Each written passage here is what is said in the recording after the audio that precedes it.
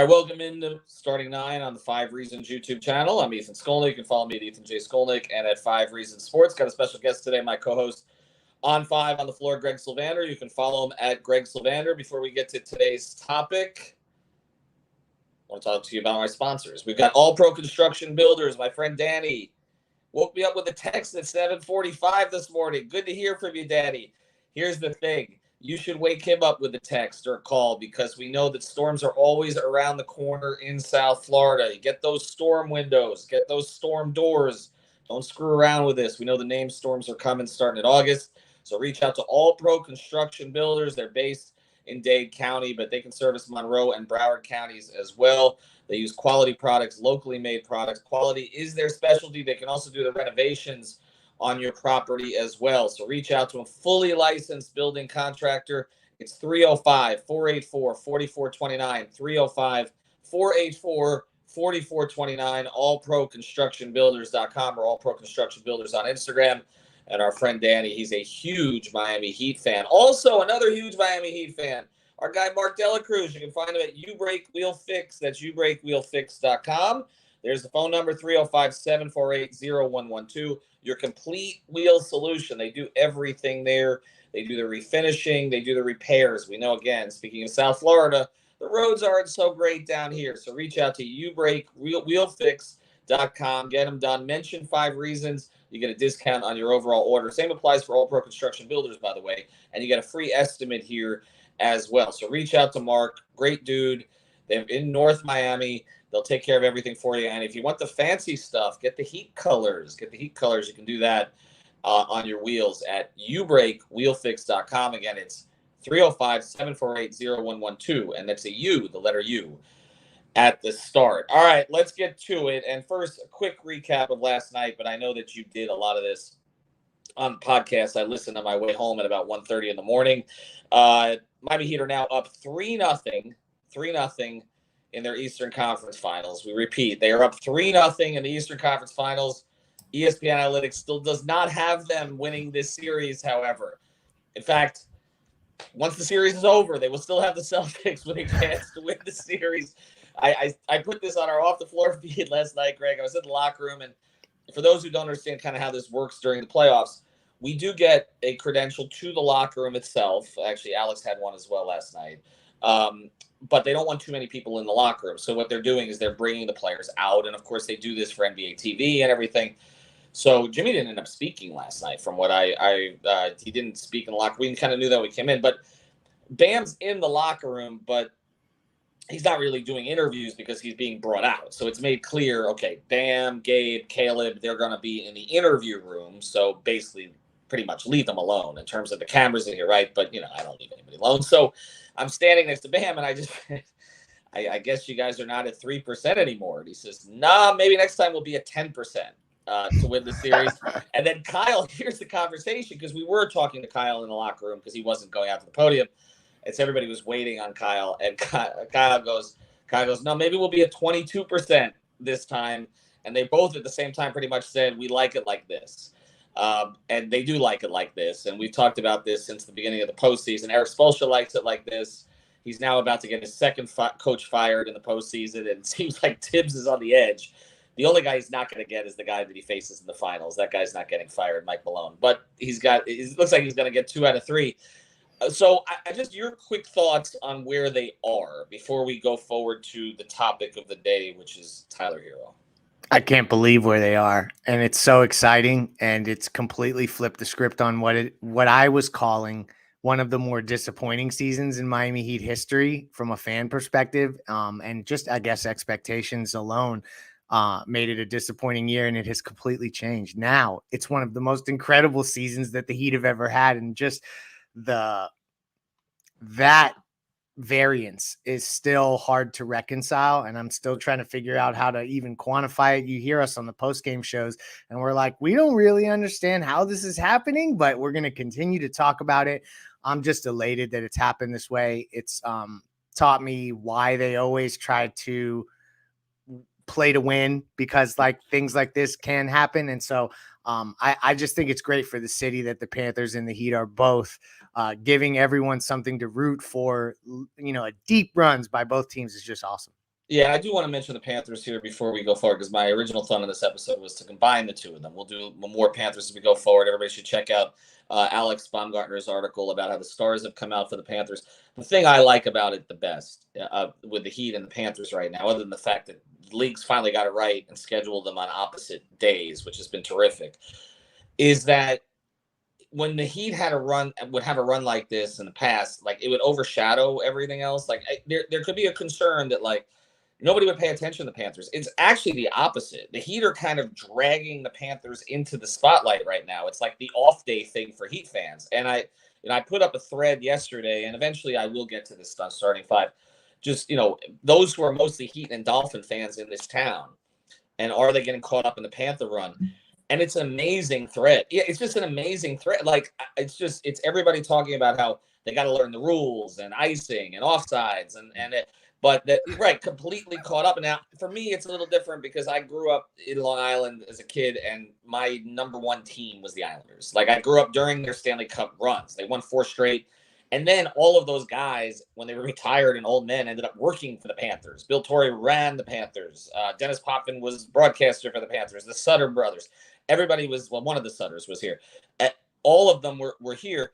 So for me, it's like, okay, hockey is like a natural thing for me. And it's like, I'm just excited that everybody's into it, like in a real way. Like, it's not like a fair weather way. It's like people are getting, and the parallels between the two teams, before we get to the Herro topic here today, are just crazy. I mean, it's not just that they were both 8 seeds, okay? The Heat literally clinched on the last possible day that they could, okay, against the Bulls. The Panthers clinched in the second to last game of the regular season. Yeah. Okay.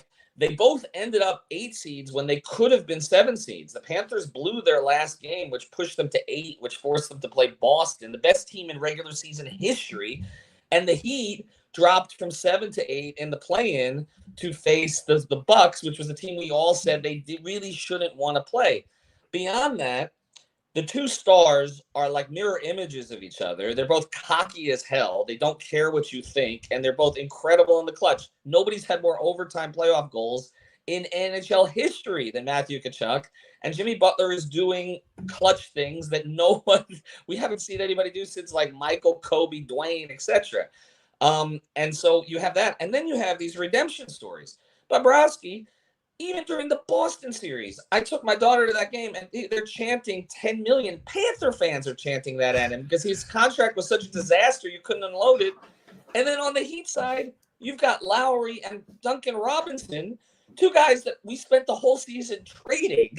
And you've got Lowry playing a huge role in this postseason. And Duncan, which we're going to talk about in a second, has been tremendous when he's got the minutes. And then there's the other one, which is the 2 really likable stars on the 2 teams, Barkov and Bam. Both of whom have been accused of being sort of not real alpha personalities, don't come through, don't perform in the playoffs like they do in the regular season. Both are great defensively in addition to offensively. Both you have to watch every day to kind of appreciate. This is eerie.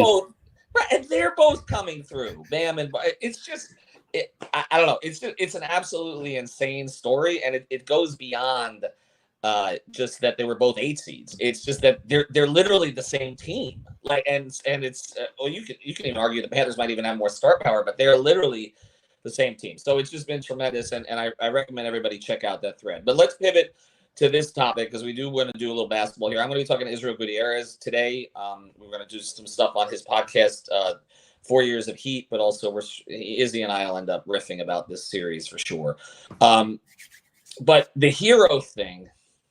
Let's talk about it because we're at that point. We appreciate that, Will. We're at that point now. Like, we don't know exactly when he's coming back.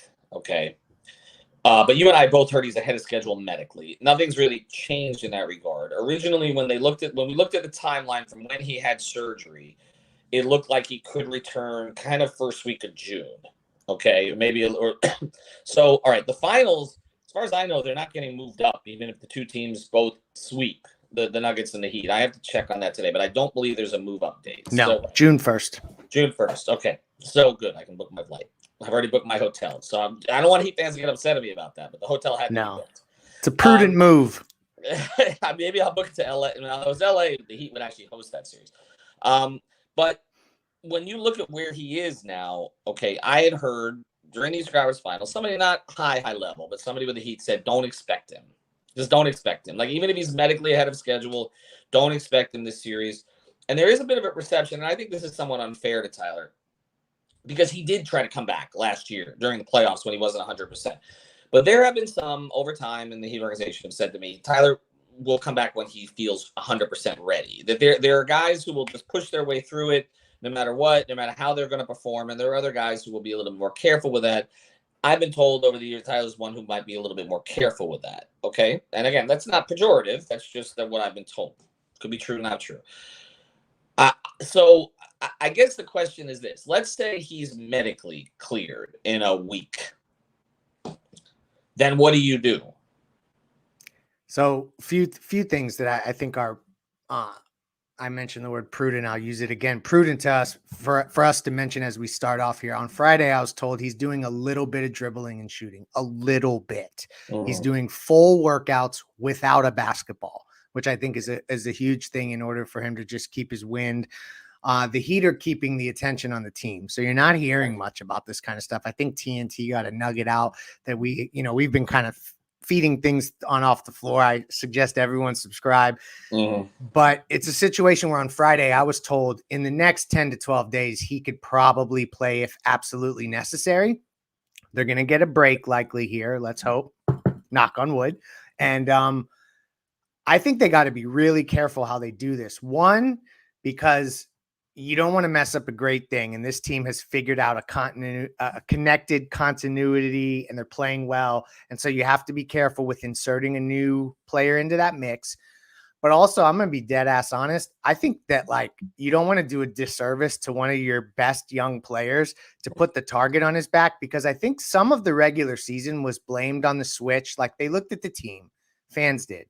And it was the exact same team, but Tyler was starting instead of coming off the bench. So some people said that was a move that was a regression for the team. And I would just hate for him to come back in a finals, the Heat come up short, and then the blame and burden fall on him. So I think they should ease him back in. He should absolutely come off the bench, and you see how he looks. And if he looks good, you've got another shooter scorer in the arsenal. Otherwise, you keep what's going. Firstly, I appreciate all the comments that come in here. So we do appreciate the support for sure. We're up to 13 nationally in all basketball podcasts as of this morning. That includes all the big ones, the Draymond one, Paul George. We're actually the number one local podcast. We're ahead of Shaq. We're ahead of Shaq. So we do appreciate that. I did not mention that to Shaq when I walked by him last night. Good choice. My memories of Shaq are mostly during his playoff runs. I usually was having knee surgery of some kind, and he would take my crutches and go down the hall on them. And crutches not really usable again after Shaq has them essentially up to his knees. So I'm with you on all of that. And I think it has been unfair to Tyler that has been the narrative. But it's not just the narrative with fans. It was the narrative with some inside the team about the starting lineup change. And it's one of those weird things that it wasn't Tyler's fault. And it's not like Tyler underperformed. He didn't. We've talked about the stats per 36 minutes, the shooting, some improvement on defense, an improvement certainly in his reads in terms of his ball handling, his playmaking. Like, he did not disappoint this year. That's an unfair characterization of him. Agree. It's just that from a fit perspective, it didn't seem to look right. It was more eye test than anything else. It looked like, again, when he was out there with Jimmy and Bam together, and especially with Kyle too, there's just too many chefs in the kitchen at a certain point. Like, some lineups are better when you kind of know this is where the ball is going to go. And we talked about it, like when Tyler got hurt, like, where is the usage going to go for this team? Well, it all went to Jimmy. Jimmy just took the usage. Like, he went from, and it's been less the past couple games, but at a certain point, he had gone from 24% usage rate in the regular season to over 33% in the playoffs. Most of that he took was Tyler's. It was Tyler not being there anymore. And we also saw that Spoelstra kind of recognized this during the season and tried to get the Tyler out there without Jimmy and with Bam more often, where there is definitely a comfort level. I do want to mention this. Fin4Life says, sorry if this was asked, is Kevin Love okay after last night? Saw him after the game last night, did not speak media, but he was joking around. He was actually joking around with Chris Riley, Matt's wife, after the game in the tunnel. And he had a stim device on his calf. But I heard he could have returned if they needed him. If they needed him. He seemed fine. And I will say, because I don't usually do the overhearing thing, but I was walking by, but he was essentially telling people he was fine. So I think he's going to be fine. So we did put that on Off the Floor first last night. So if you're subscribed, you found that out at about midnight. But I just, the thing about this is it was unfair in a characterization towards Tyler. Okay. Because he had a very good season. Okay. And there's also this perception of Tyler, and maybe we play into this also, that because he kind of lives a more sort of public lifestyle than a lot of other guys, and he puts a lot of his stuff on IG, and he seems to be living the good life for a 23-year-old and all the rest of that, which more power to him on that, that somehow he doesn't care about the work and about basketball. And that is just not true at all. So wrong. It's just not wrong. I mean, he's a total gym rat when it comes to these things. He still is, okay, even after the contract. So again, I want to be fair to him in that regard. But at the same time, I go back to, and maybe we'll have Stan Van Gundy on the podcast to talk about this, okay? But I go back to Orlando Finals against the Lakers. That's a great parallel.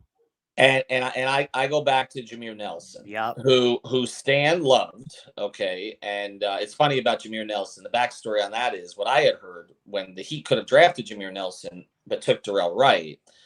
Part of it was because they thought they were going younger. It was before they got Shaq, right? So Darrell Wright was the higher upside prospect, or so they thought.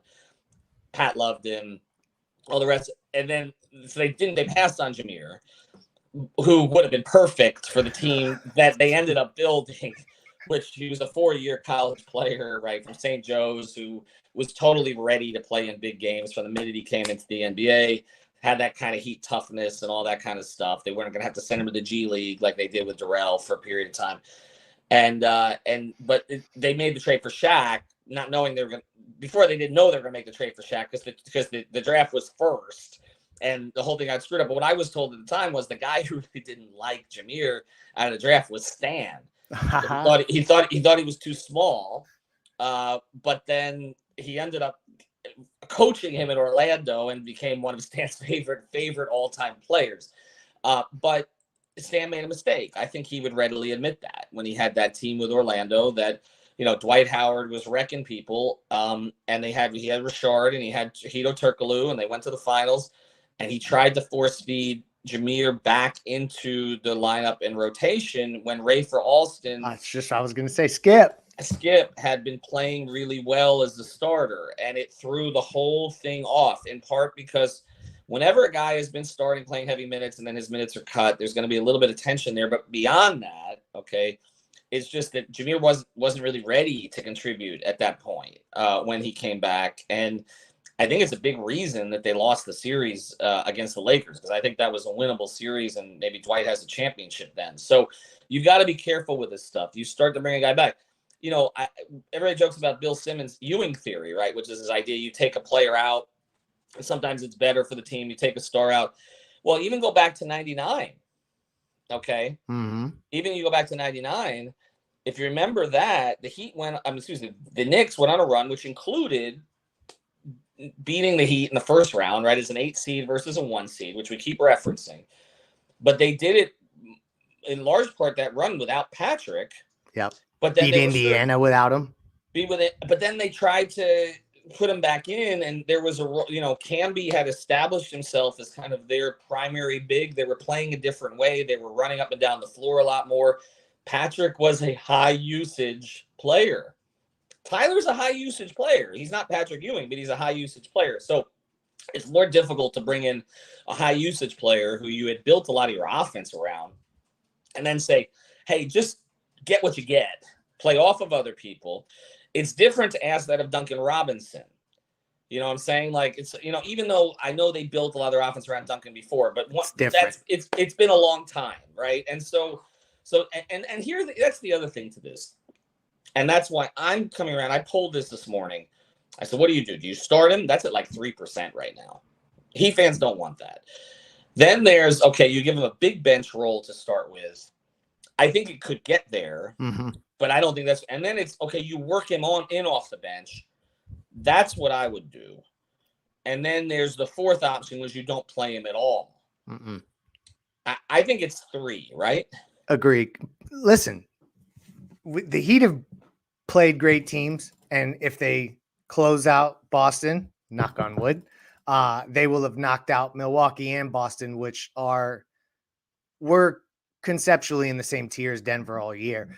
Right. Denver has a lot of horses. They got a lot of good guards.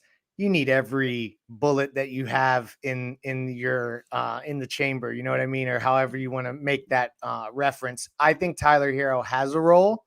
He could absolutely help add scoring punch off the bench.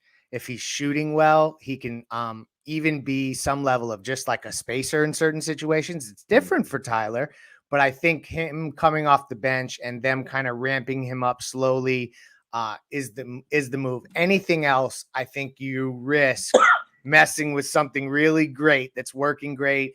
But here's one other thing, Ethan, that I think we should acknowledge. If the Heat were to start a series against Denver and in game 1 look completely overmatched, I think another thing that Spoelstra now has is another card that he can lean into that they don't know what the results of it will be. And I would trust Spoelstra to figure out something that would work. So I think also kind of feeling out the series may have something to do with how they handle Tyler also.